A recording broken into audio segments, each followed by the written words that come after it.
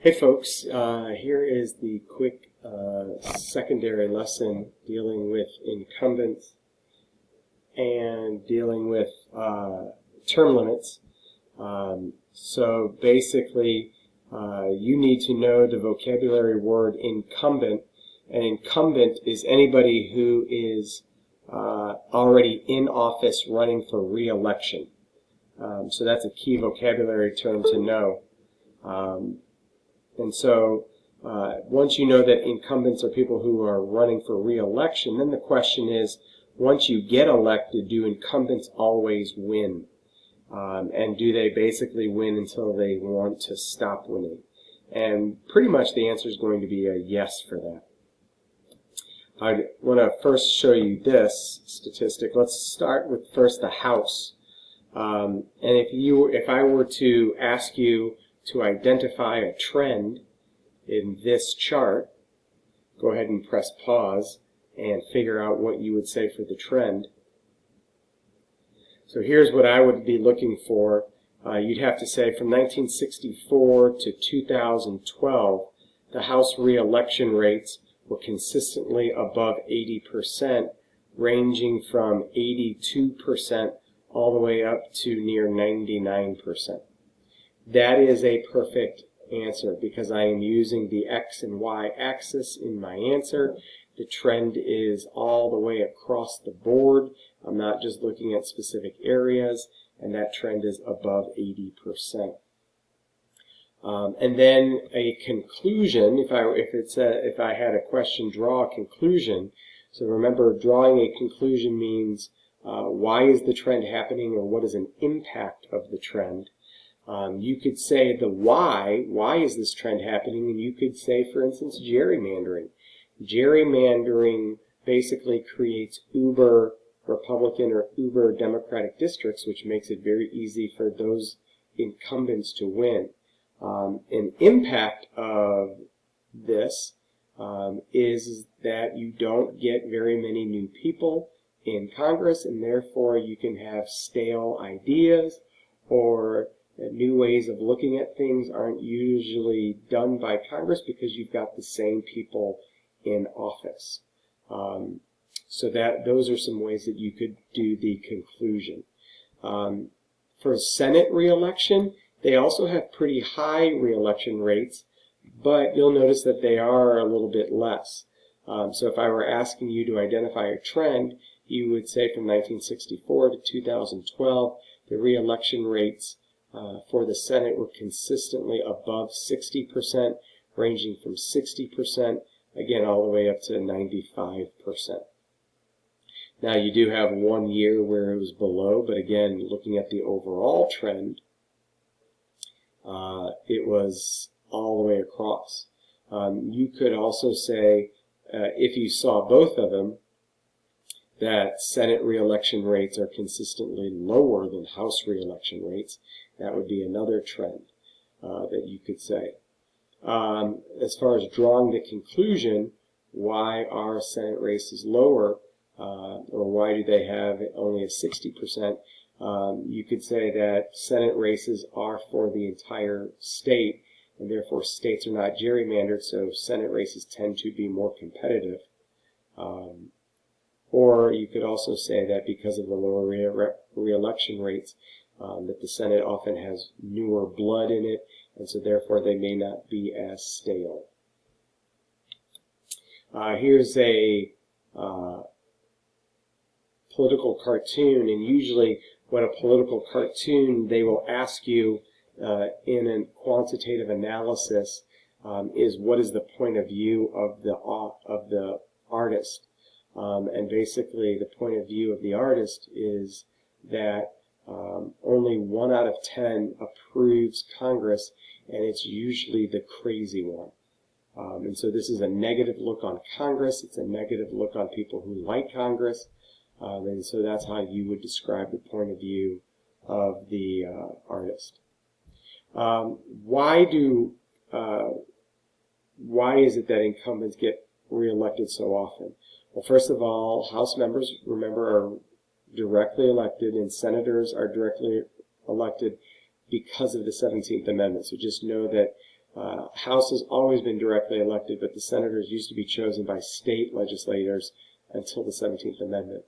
What are some incumbent advantages? Well, all incumbents usually have greater name recognition. People recognize their name over their challenger's name. Very few challengers are well known in the state or in the district. Usually it's a lesser known person who's trying to make their name known or trying to make their way into politics. Because they have greater name recognition, incumbents also draw greater media coverage. Because they're already in office, people want to hear what they have to say, and so therefore they have greater media coverage. These two kind of go hand in hand. Because of all of these two, it's usually that they have an advantage on raising money. And money is important in politics because normally, the winner is the person who spends the most money. And so you want to have the most cash at hand. You want to be able to spend the most because that normally is the formula for success. You also have a proven track record in helping your people. That is called casework. When you do work for your constituents, when you help them solve problems, that is called casework, and then they're more likely to have a positive impact on your candidacy. And incumbents also can try to get money for projects at home, and that is called pork, and we'll talk more about that. It's also easier for incumbents to make contact with their people because they get the government to pay for their mailing. So they have free mailing, whereas the challengers have to pay for all of that.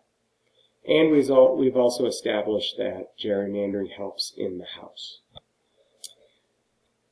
So those are the incumbent advantages, these 6 things right here.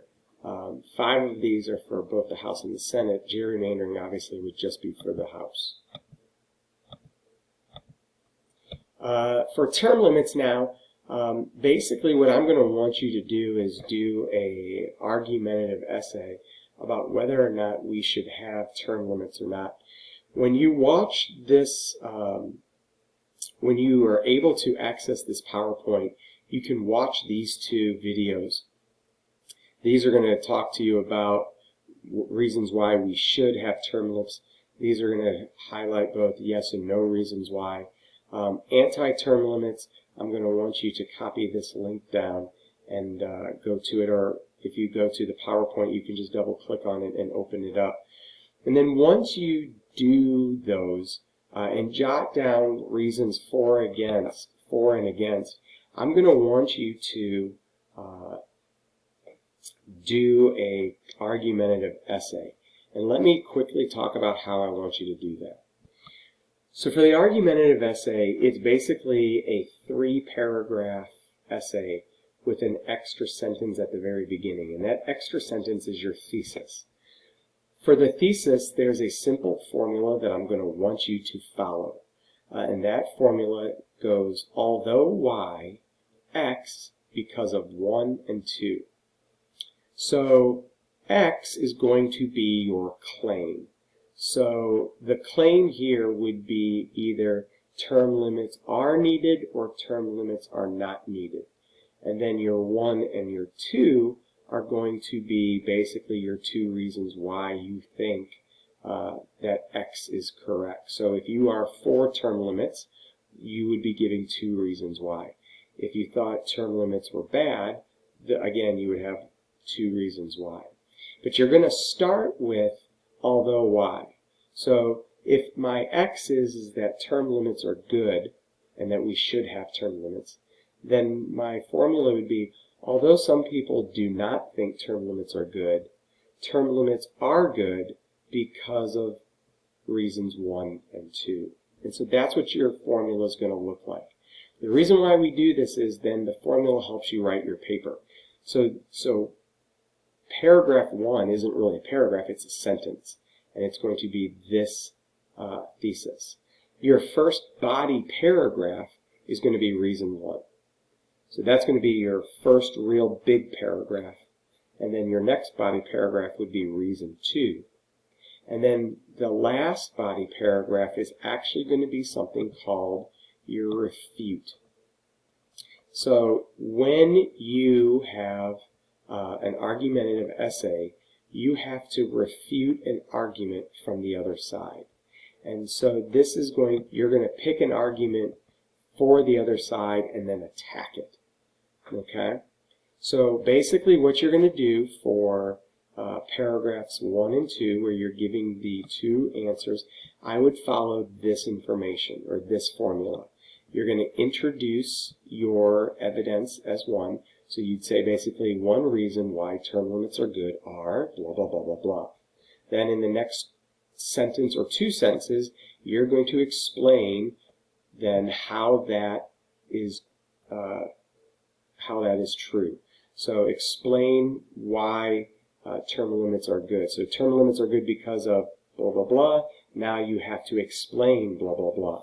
And it's going to be in 1 or 2 sentences. And because it's an explain, you're going to want to give an example. And then your last sentence is going to be basically saying, because of this, term limits are good. And so you're going to have to just basically tie it back to the thesis. So you're going to have to tie back your evidence to the thesis. And so you're basically going to have to restate, this is how I am proving my thesis. And then you're going to do the exact same thing for your second reason. Introduce it, explain it, and then tie it back. For the last one, for refute, what you're going to do is basically say, some people believe that, and then you're going to give the other side, and then you have to pick an actual reason why they would think that. Then you're going to have to attack that reason. You're going to have to show a weakness. You're going to have to show why that's incorrect. And then finally, once you're done doing that, then you're going to have to then tie it back to your thesis, basically saying, because this is wrong and because my side is right, this is the thesis that we're going with. And so you got to tie it back to your original thesis. So I want you to try to do that for your term limits. Come up with a thesis statement, which is although y, x because of 1 and 2, and then you're going to give me a body paragraph for one reason why you think term limits are good or bad. You're going to give me a second reason why you think term limits are good or bad, and then you're going to give me a third one, basically picking an argument from the other side and refuting it and attacking it and explaining why it's wrong. Okay?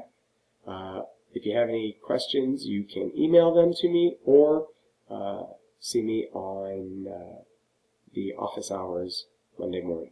I'll talk to you later. Bye-bye.